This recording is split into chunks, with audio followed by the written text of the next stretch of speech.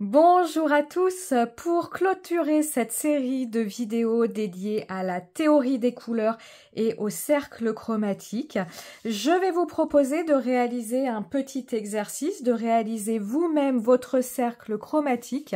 Cet exercice se fait habituellement à l'aquarelle, à la gouache, à l'acrylique, bref, à la peinture. Mais moi, je vais vous proposer de le réaliser avec nos crayons de couleur aquarellables, puisqu'après tout, nos crayons de couleur aquarellables donnent un effet aquarelle. Vous allez voir qu'il est tout à fait possible de faire ce petit exercice avec vos crayons de couleur aquarellables. Et le fait de faire cet exercice va également vous ouvrir de nouvelles possibilités d'utilisation avec vos crayons de couleur. Je suis sur un papier aquarelle Fontaine lisse 200 grammes. Je suis venue tamponner une roue des couleurs qui est issue d'un tampon de la marque Shoe & Flowers collection dans la lune. Vous le voyez, c'est un demi-tampon et en l'associant deux à deux, les deux parties en miroir de ce tampon, nous obtenons une jolie roue des couleurs. Ici, mon pinceau à réservoir d'eau, trois couleurs, mes trois couleurs primaires. J'ai choisi ici des Supracolor Soft de Caran d'Ache. J'ai choisi vraiment de façon arbitraire un jaune, un bleu et un rouge rosé. Je vous le rappelle, pour votre cercle des couleurs, vraiment amusez-vous. N'hésitez pas à prendre un jaune plus ou moins clair, un jaune plus ou moins orangé, pareil, un bleu plus ou moins foncé et un rouge plus ou moins rosé, plus ou moins orangé. Moi, je suis partie sur une couleur pourpre. Ici, le bleu, c'est le bleu gentiane et ici, c'est le jaune tout court. Et allez, c'est parti. Je vais déjà déposer sur mon papier mes trois couleurs primaires en veillant bien à les mettre de la bonne façon sur mon papier. Ici, vous voyez, je ne vais pas faire quelque chose de forcément très soigné. Le but étant vraiment de vous montrer que cet exercice est possible avec vos crayons de couleur aquarellables. On va voir comment, et comme je vous dis, d'élargir vos horizons quant à l'utilisation de ces crayons de couleur. Allez, je dispose mes trois couleurs, peu importe comment vous les mettez. Le principal, c'est d'avoir trois cases qui vont séparer ce que nous aurons choisi, ce que vous aurez choisi comme étant vos couleurs primaires. Nous allons les aquareller, ces couleurs. Ici, j'ai choisi un pinceau à pointe fine, mais un pinceau avec une pointe un peu plus large aurait également fait l'affaire, parce que vous voyez, ici, on a de belles zones à humidifier.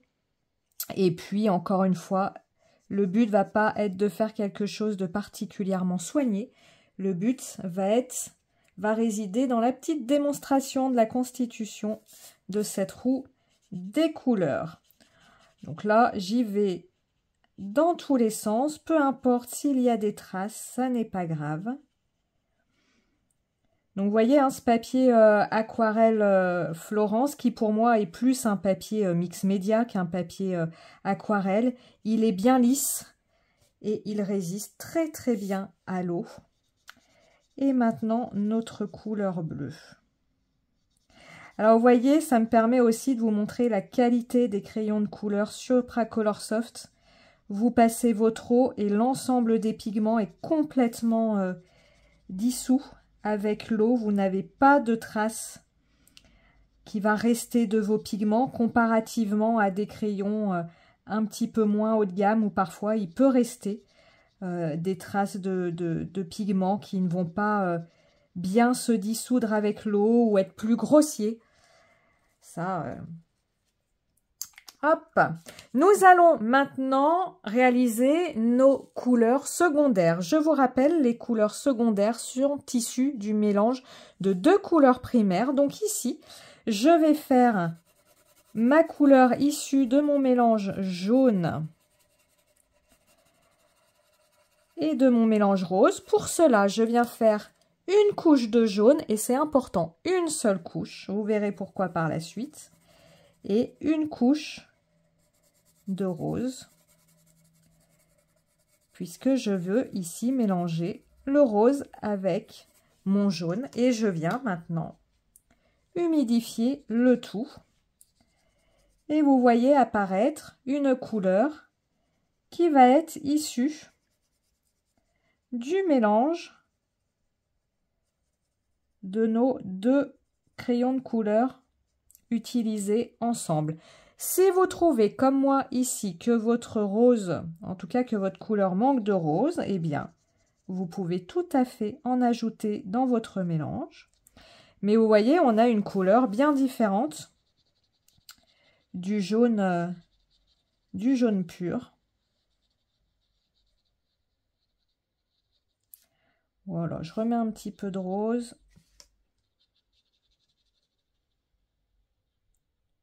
Hop. Donc vous voyez, l'idée c'est aussi de vous montrer à travers cet exercice qu'en superposant deux couleurs différentes l'une sur l'autre, eh bien vous allez obtenir une troisième couleur. Et ça vous permet d'augmenter encore votre palette de couleurs. Si vous prenez une gamme, ici les Supracolor Soft, ça représente 120 crayons, ben, vous voyez, en les mélangeant deux à deux, on obtient encore plus de couleurs. Donc ça peut être intéressant de faire un nuancier avec ces mélanges. Vous voyez là, j'y vais dans n'importe quel sens. Le but, c'est de faire vraiment une couche de l'un, une couche de l'autre. Et j'y vais. Donc je découvre avec vous les mélanges que l'on obtient à partir ici du jaune et du bleu gentiane. Voilà. Donc vous voyez, c'est intéressant parce qu'on a évidemment un vert qui vient se former, mais on voit malgré tout le jaune qui est là et le bleu qui est là. Ça donne quelque chose de très très sympa. Voilà, ici je vais rien rajouter de plus parce que je trouve que mes deux couleurs sont bien équilibrées. Et maintenant, on va mettre le rose avec notre bleu. Donc toujours une couche de rose. Je veille à ne pas trop repasser pour bien avoir une couche. Une couche de bleu. Donc bleu et rose, on devrait normalement obtenir un violet. On va voir ça. Hop. Vous voyez, je nettoie bien à chaque fois la mine de mon pinceau. Alors, comme finalement tout à l'heure, ça nous permet d'observer que le rose a du mal à prendre le dessus. Il a eu du mal à s'équilibrer plutôt. Avec tout à l'heure notre jaune. Et là, il a du mal à s'équilibrer avec le bleu. Le bleu prend le dessus, il se fonce, vous voyez à l'écran. Mais j'aimerais bien que le rose apparaisse un peu plus. Donc, j'en rajoute. Ça, vous bricolez comme vous le souhaitez. C'est vraiment pour vous. Puis, vous voyez, ce qui peut être intéressant dans une colorisation, c'est de se dire, je voudrais juste un petit peu plus de rose dans cette zone-là. Donc, je vais simplement rajouter dans cette zone-là. Moi, je veux quelque chose de plus mélangé. Donc, j'en mets de partout. Mais voilà, gardez à l'esprit que vous pourriez vous dire, moi, j'en veux juste à cet endroit-là. Donc, j'en mets juste une pointe à tel ou tel endroit. Allez, on va laisser comme ça pour pas trop non plus truquer la démonstration. Maintenant, nos couleurs tertiaires, je vous rappelle, la couleur tertiaire est issue du mélange de notre couleur secondaire et de notre couleur primaire. Pour cela, c'est pour ça que je vous disais, le nombre de couches est important. Je vais ici, comme je suis plus proche du jaune, je ne vais pas faire une couche de jaune, mais deux, pour augmenter le pourcentage de jaune dans mon mélange. Et je viens par contre faire une seule couche légère de rose. Alors là, on peut prédire que le rose va pas du tout, encore une fois, prendre le dessus au vu de ce qui s'était passé dans cette case-là. Et on y va. Donc vous voyez, on voit le rose se mélanger au jaune, mais on voit ce dégradé finalement qui vient se réaliser entre ici, le jaune pur, jaune, 2 couches de jaune avec du rose, et là, à peu près équitablement, le rose et le jaune. Et ici, on va faire l'inverse. Je ne vais faire qu'une seule couche de jaune. Alors, peu importe dans quel ordre vous mettez vos couches de couleur, hein. Donc, je fais qu'une seule couche de jaune. Et je vais faire 2 couches de rose, puisque je suis plus proche du rose. Donc, l'idée, c'est d'avoir 2 tiers de rose et 1 tiers de jaune. Quand vous faites vos mélanges à l'aquarelle, quand vous faites vos mélanges à la peinture, c'est exactement la même idée. On augmente la proportion de la couleur la plus proche et on diminue la proportion de la couleur la plus éloignée. Et on y va. Hop. Et voilà, le rose là prend évidemment plus de place par rapport aux cases précédentes. Donc je passe autant de fois que j'ai envie pour bien humidifier tout ce petit travail. Et voilà, donc vous voyez, on a comme ça un dégradé en voyant toujours quand même que le jaune prend le dessus. Hein. Là, la case, on voit qu'elle est finalement bien orangée. Un tout petit peu de jaune a suffi à prendre le dessus malgré tout sur le rose. On va faire la même chose ici. Donc, on est plus proche du rose que de mon bleu primaire. Donc, je vais faire 2 couches de rose.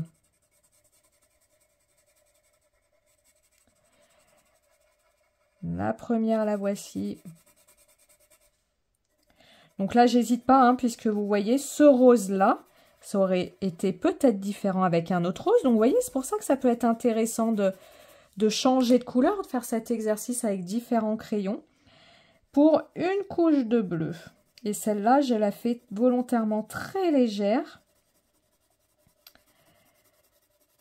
Parce qu'on a vu que le rose avait du mal à s'exprimer. Hop, et vous voyez comme le bleu, comme c'est le bleu qui se renforce, c'est toujours très intéressant à voir. Simplement parce que le pigment rose est moins... Oui, j'ai pas d'autre mot, est moins fort. Il est certainement, vous voyez, bien plus transparent. Et là, on a un joli violet qui s'opère, qui se crée devant nos yeux. Voilà. Allez, on continue. Une couche de rose pour 2 couches de bleu. Alors là, notre rose, il va être noyé. Noyé dans le bleu. Hop, une couche de rose. Je joue le jeu de ne pas en mettre trop. Et 2 couches de bleu.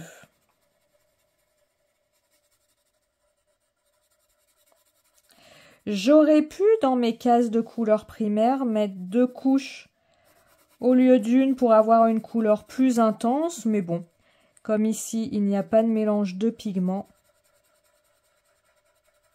où j'aurais pu réaliser cette case en dégradé, hein, pour me dire, allez, profites-en pour travailler tes dégradés. Et on y va. Donc, vous voyez, on obtient un bleu plus intense, c'est normal, il y a 2 couches. Mais malgré tout, il est d'une teinte légèrement différente que celle d'à côté, grâce à l'ajout subtil du rose. Allez, on va passer à notre dernière couleur. Moi, j'aime beaucoup découvrir des couleurs comme ça. Alors, on est plus proche de notre bleu, donc on va mettre 2 couches de bleu pour une couche de jaune. Le bleu et le jaune semblent avoir la même force comparativement à notre rose. Hein. Notre jaune, lui aussi, il est plutôt opaque. Hein. On le voit bien dans cette case-là. Allez, une couche. 2 couches. Je me concentre sur mes cases. et une seule couche de jaune. Et dans l'autre case, vous l'aurez compris, on fera l'inverse.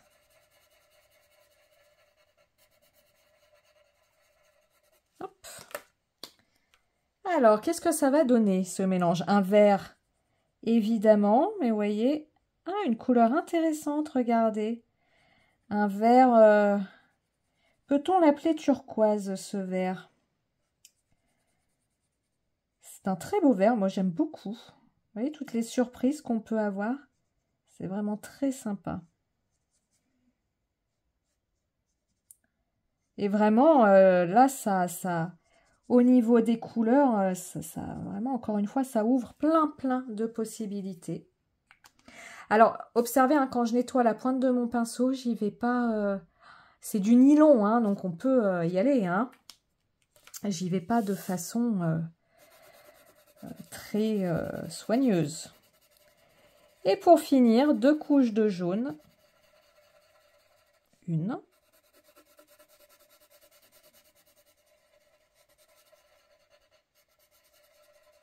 Deux.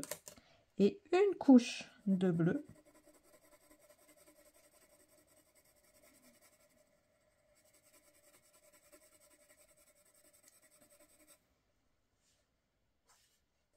Je regarde que ma caméra ne bouge pas trop.